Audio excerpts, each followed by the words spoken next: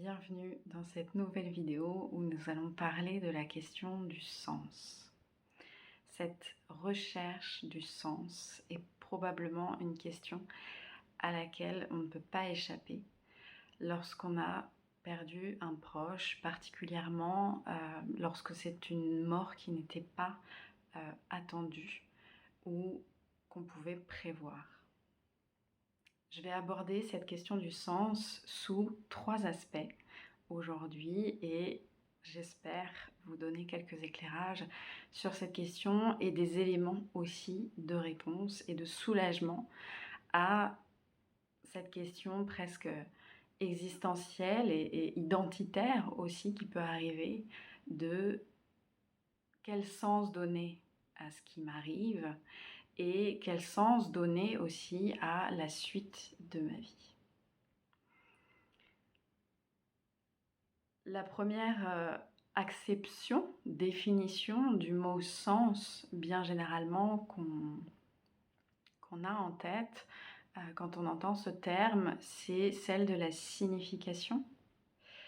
Et avant d'aborder celle-ci, j'aimerais revenir sur un autre aspect du mot sens, qui est un aspect peut-être auquel on ne pense pas et qui, à mon sens, explique aussi pourquoi on ne peut pas couper, entre guillemets, par le fait de passer par, à un moment donné, ce questionnement-là.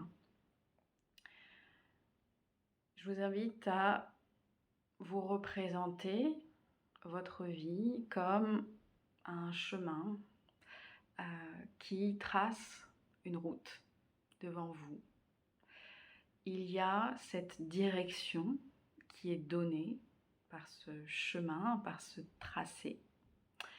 Cette direction, elle est aussi orientée et elle donne donc un sens à votre vie. Donc le premier aspect du mot sens que je vais aborder là, c'est celle de la direction, de l'orientation. Et si on est avec cette représentation de la vie comme un chemin qui est tracé devant soi, ou en tout cas à travers lequel on trace à certains moments de sa vie des directions, et bien quand on construit sa vie avec quelqu'un, avec son compagnon, ou quand on a un enfant, et puis que cette personne, son compagnon ou son enfant, décède brutalement, eh bien, la direction que l'on donnait à sa vie est brutalement rompue, coupée. Alors, il y a inévitablement ce moment de perte de sens, parce que tout ce qui avait été posé comme horizon, comme faisant partie du chemin, comme constituant même ce chemin de vie à suivre pour soi avec les personnes qui font partie de notre vie, eh bien, toute cette suite-là s'effondre en même temps que ce proche disparaît. La suite imaginée de notre vie ne sera pas celle que l'on avait imaginée. Donc, il y a ce moment d'arrêt brutal que l'on vit, que l'on ressent profondément dans sa chair, mais il y a aussi toute cette suite d'événements de vie, de projets, de planification, de représentations que l'on a, qui sont aussi anéantis à ce même instant. Et c'est fondamentalement ce qui donne aussi ce sentiment de perte de sens, parce qu'on perd la direction qu'était en train de prendre ou que l'on imaginait que notre vie était en train de prendre. Donc déjà, sur ce premier terme, cette première définition et ce premier élément, je t'invite à regarder comment est-ce qu'il résonne pour toi. Est-ce que ça te donne des idées, des notions de, en effet, ce que tu es en train de vivre ou ce que tu as pu vivre à un moment donné. Et c'est vrai que voilà, je fais cette vidéo aussi à un moment qui est particulier dans l'année, puisqu'on est encore assez proche du début d'une nouvelle année. Et en tout cas sur le calendrier social que l'on partage aujourd'hui. Mais dans d'autres calendriers de sagesse séculaire, et notamment la sagesse chinoise ancestrale et la sagesse celte, ce moment où je tourne la vidéo qui est donc début février, nous sommes en réalité pour ces deux calendriers-là, et d'autres aussi il me semble, justement au début d'une année, au début d'un nouveau cycle, à une période de naissance et de renouveau. Donc c'est vrai que cette question aussi de quelle direction donner à finalement une suite aussi et quelque chose de nouveau, parce que qui dit une fin dit aussi un début, une vie évidemment différente à partir de ce moment-là. Et puis aussi parce que dans le processus et dans le cheminement du deuil, on peut sentir à certains moments voilà, une forme de cap qui est passé, d'ouverture ou de renouveau qu'on peut vivre. Et voilà, il y a cette résonance avec cette période de l'année aussi particulière où on peut sentir parfois cette envie de se donner ou cette intuition tout simplement de poser des directions nouvelles. Donc voilà, cette question-là autour du sens, elle vient aussi questionner la direction et l'orientation. Donc c'est normal de se sentir désorienté et de voir aussi au fil des mois, voire au fil des années, des éléments, d'autres éléments qui constituaient sa vie, qui vont être amenés à changer. Parce que nos vies sont des complexes, qui sont des assemblages de nombreux éléments, et tous ces éléments voilà, jouent ensemble. Donc, quand il y a là un élément et donc un proche qui disparaît, tout l'ensemble est remis en cause et remis en question. Donc c'est normal aussi de s'interroger peut-être sur son travail, son activité professionnelle ou d'autres engagements que l'on avait, s'interroger aussi sur d'autres relations, sur son lieu de vie. Donc on peut avoir l'impression que ça fait beaucoup, et en même temps, voilà, ça fait partie de ce réaménagement de tous les éléments qui composent sa vie. Je vais maintenant aborder le deuxième aspect du terme sens, qui, je le disais au début, est souvent celui auquel on pense en premier. C'est-à-dire quand on a cette inspiration, cette intuition ou ce besoin de chercher du sens, de trouver du sens, d'avoir des réponses, on va penser à la signification. Avoir envie de trouver un sens, de trouver une signification, de trouver peut-être une réponse à une question pourquoi est-ce que ça arrive, quel sens est-ce que ça peut bien avoir, est-ce que ça en a un, etc. etc. Cet aspect-là,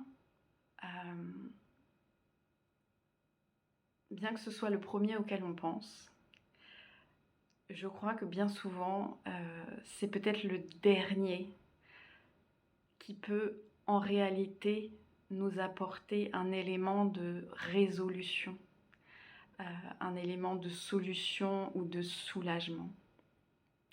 Parce que cet aspect-là, c'est un aspect qui va être parfois très mental, donc très intellectualisé. Et je vais faire le parallèle après avec le troisième aspect. L'aspect mental et intellectualisé, alors il a plusieurs écueils. Et le premier, c'est que ce besoin de sens, il peut être relié à un besoin de savoir, qui est en réalité un besoin d'être rassuré, un besoin de sécurité, aussi un besoin de confiance. Parce qu'il y a un endroit où la confiance que l'on portait envers la vie a été, si ce n'est anéantie, au moins très bousculée et chamboulée. Donc, ce besoin de sécurité, en essayant de savoir l'écueil de ceci, c'est que bien souvent, il ne trouvera pas de réponse. Parce que, on le sait, les boules de cristal et les visions et lire l'avenir n'est pas possible. Je ne peux pas savoir de quoi sera fait demain. Alors parfois on a des intuitions, on a des inspirations, on a des idées quand même de quelque chose qui peut se profiler. On peut d'ailleurs avoir eu l'intuition aussi que le drame de cette mort allait arriver. Donc évidemment qu'il y a des intuitions, des pressentiments, mais voilà, savoir ce qu'il va se passer est bien souvent un besoin en réalité du mental qui ne trouvera pas de satisfaction.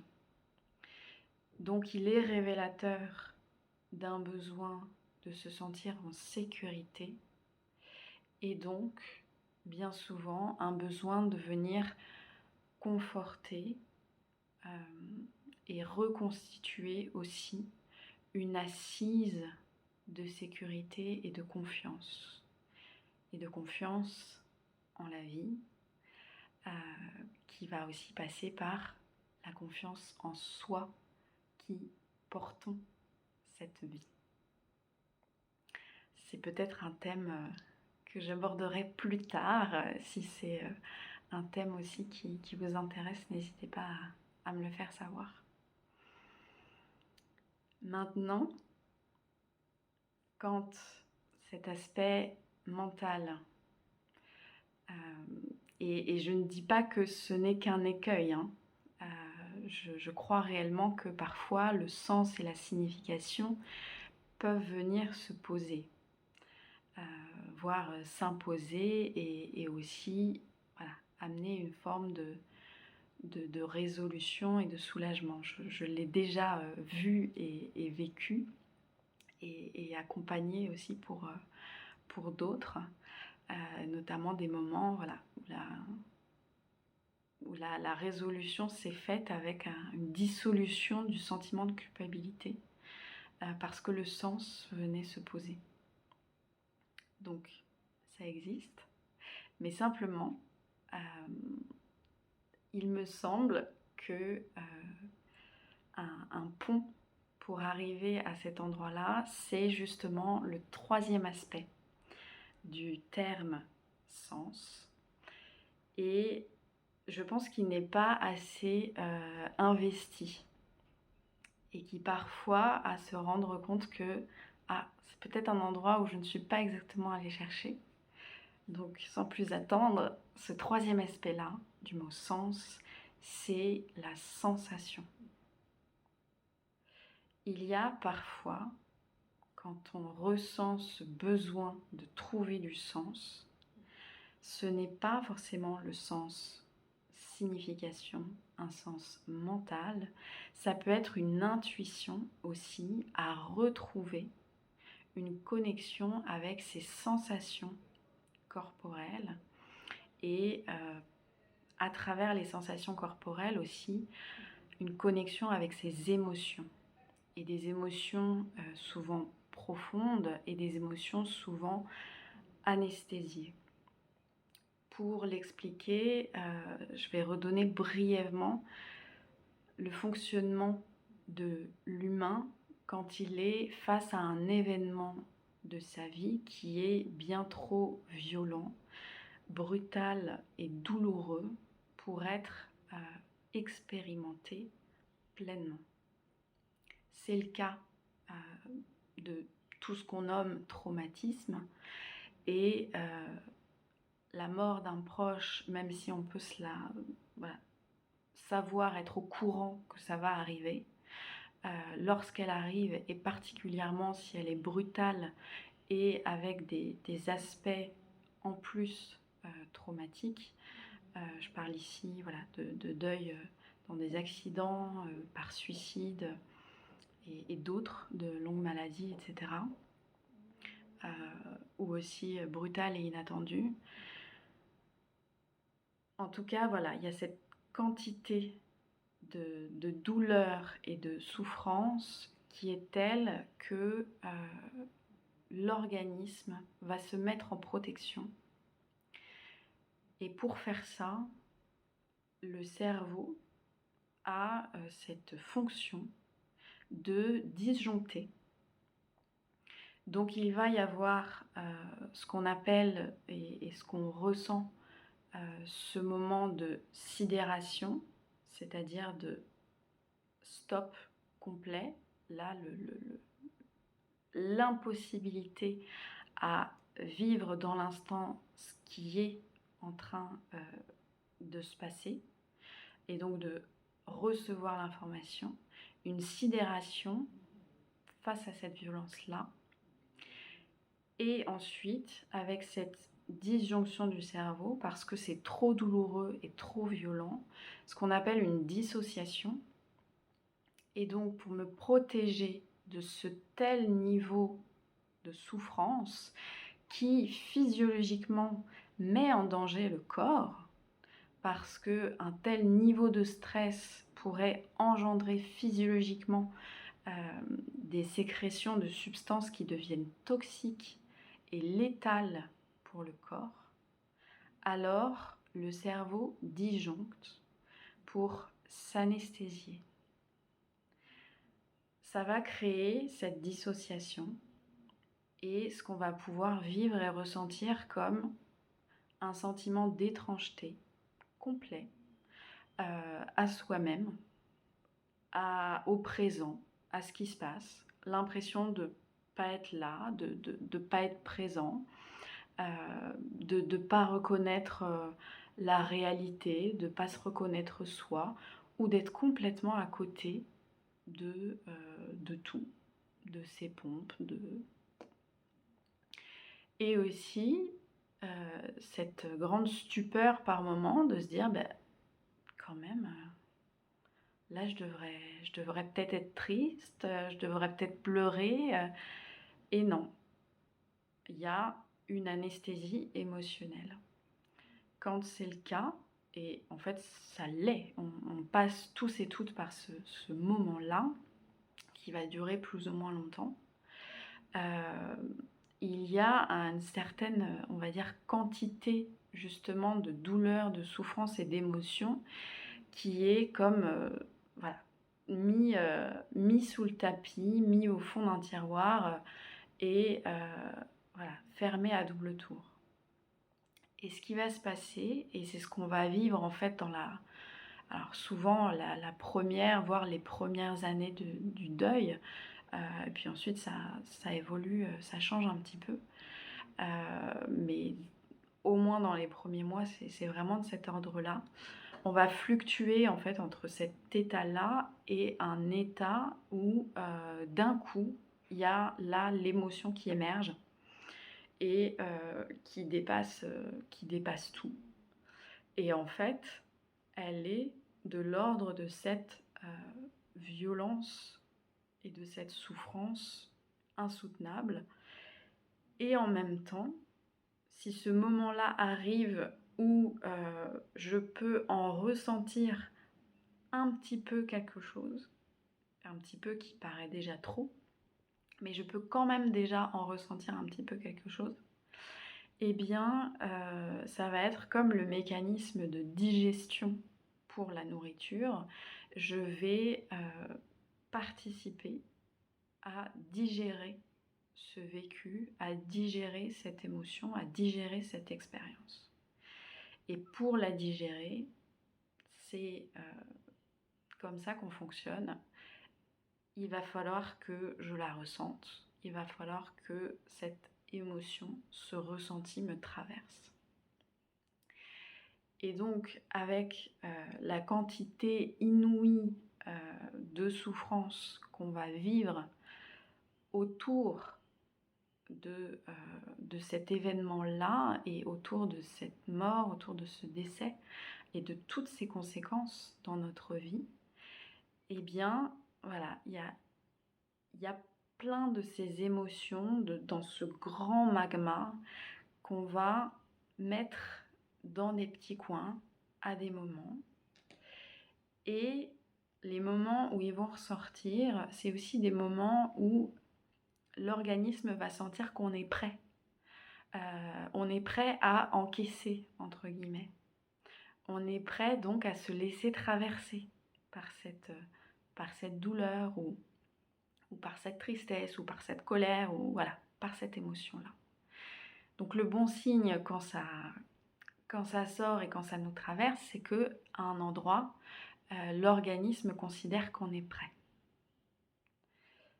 Maintenant, il y a parfois des encapsulements d'émotions qu'on aura fait à un certain moment, qui vont soit ressortir à des moments où on s'y attendait pas du tout et ça peut être très déstabilisant, on peut se demander pourquoi ça ressort à ce moment-là, ou alors qui vont, parce que ce mécanisme-là d'anesthésie et de dissociation continue d'être en place, et pour ça il y a plein de raisons pour lesquelles ça peut se passer, et notamment sur notre apprentissage dans les premières années de notre vie à pouvoir accueillir, se laisser traverser par une émotion. C'est encore autre chose et voilà, là aussi encore un autre sujet que je pourrais aborder plus tard. Il y a donc ce besoin, pour que ça puisse ressortir, un besoin de l'organisme de sentir que c'est possible et donc de sentir qu'il y a un minimum aussi de sécurité en soi et ou autour de soi pour que l'émotion puisse émerger et que ce travail de digestion et d'intégration puisse se faire. Et je le disais, si le mécanisme de dissociation et d'anesthésie continue d'être en cours, ça peut être de manière globale, mais ça peut être aussi de manière isolée sur certaines émotions en particulier, certaines thématiques en particulier, eh bien cet encapsulement de l'émotion, on va pouvoir le sentir et de manière intuitive parfois, ce besoin de sens, en réalité ce n'est pas un besoin de trouver une signification, mais c'est un besoin de se relier avec un ressenti profond et bien souvent un ressenti émotionnel qui va aussi passer par le corps. Donc, tu peux observer à la fin de cette vidéo, en tout cas je vais l'arrêter ici pour aujourd'hui, je pourrais continuer longtemps sur le sujet, je vais m'arrêter là pour aujourd'hui. Tu peux observer comment tu te sens à l'écoute et la réception de ces informations-là. Et puis, s'il y a justement des éclairages qui se sont faits pour toi, eh bien, tu peux les noter. Si tu as le besoin aussi de les partager ou voilà, le besoin d'aller plus loin pour faire un bout de ce travail-là de reconnexion, tu peux aller dans la description de la vidéo. Tu retrouveras plusieurs ressources pour le faire via mon site internet et puis une consultation aussi en direct avec moi si tu le souhaites. À très bientôt pour la suite.